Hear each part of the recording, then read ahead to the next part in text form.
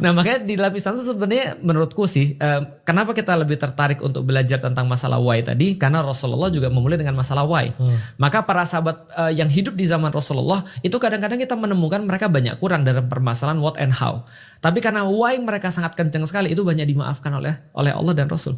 Detail what, how, why ini gimana sih? Nah contoh misalnya ya, takbir tuh Allahu Akbar. Kalau didetailkan, kalau misalnya kita mau urusin hukum fikihnya, ada yang mengatakan harus tangannya sampai batas telinga. Lalu kemudian setelah itu dia bersedekap, dia baca suratul Fatihah. Setelah dia baca suratul Fatihah sebagai salah satu daripada rukun salat, dia lanjutkan dengan rukun salat yang lain. Pertanyaannya, kalau andaikan ada orang misalnya dia udah niat salat, terus tiba-tiba dia lupa 1 rakaat, diterima nggak salatnya? Enggak. Diterima.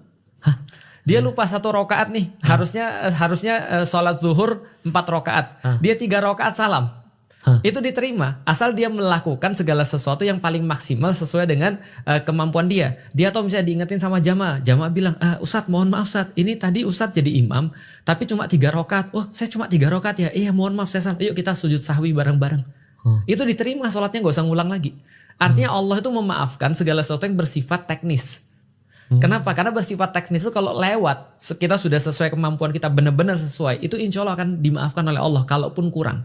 Tapi kalau untuk urusan niat, walaupun sempurna kemudian pelaksanaannya, itu cenderung gak dimaafin, cenderung gak diterima. Ada orang sedekahnya betul, misalnya sedekahnya di masjid tapi pengen disebut misalnya, gak diterima oleh Allah.